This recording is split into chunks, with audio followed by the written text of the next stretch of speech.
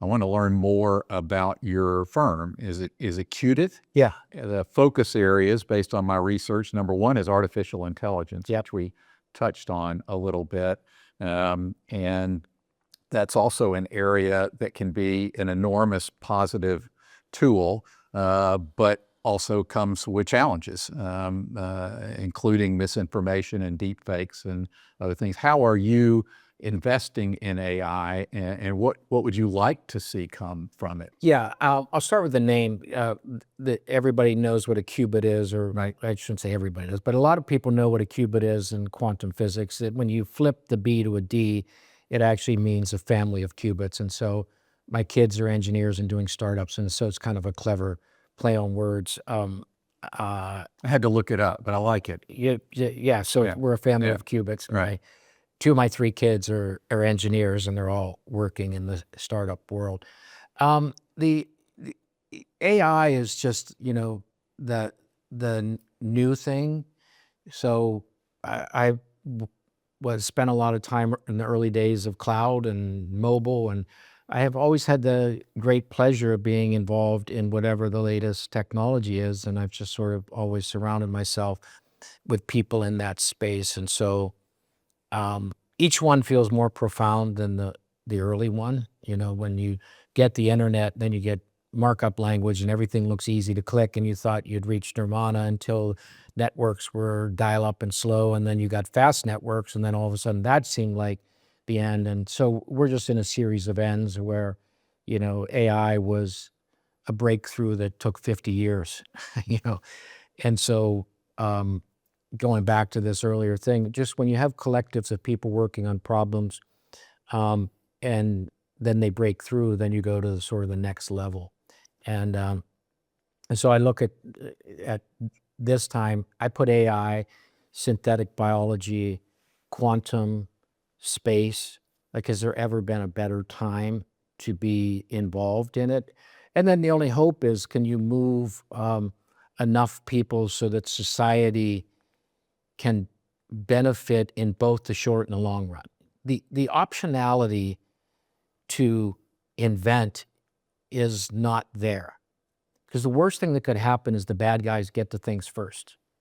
And so you have to win these races. Good people have to win the races in these technologies, because more important than legislation, more important than regulation is the normative behaviors. And the normative behaviors for any industry get set by the first participants.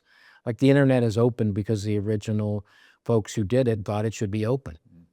And it was toothpaste out of the tube. It was very hard once it was open to lock it down. And some regimes have succeeded in doing that, but they don't look progressive because they're the ones that broke the norm.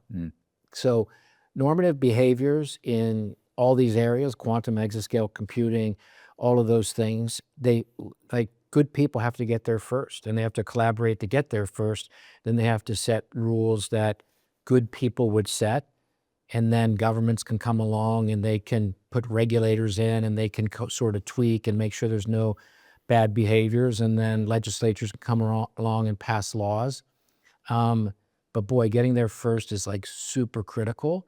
And these things are not one person, they're community led.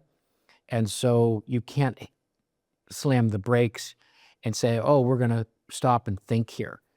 The trick to this is to involve the theologians and the philosophers and the social scientists and the regulators well before the cat gets out of the bag.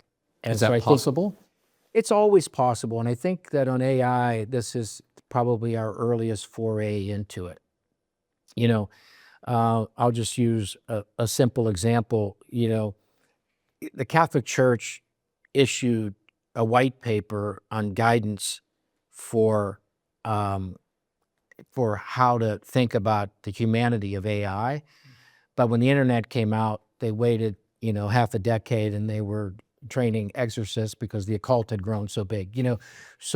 So I think we are moving to, as they say in industry, shift left. We're getting closer to like getting the right people in early enough.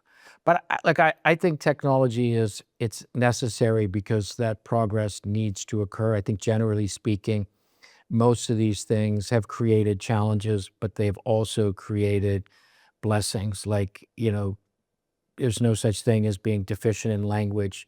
The calculator made people good at math, but, who knows where, you know, we're almost error correcting for some of the things. No one needs to be born right brain or left brain. They just have, their phone and this technologies to plug the gaps of things where my strengths aren't.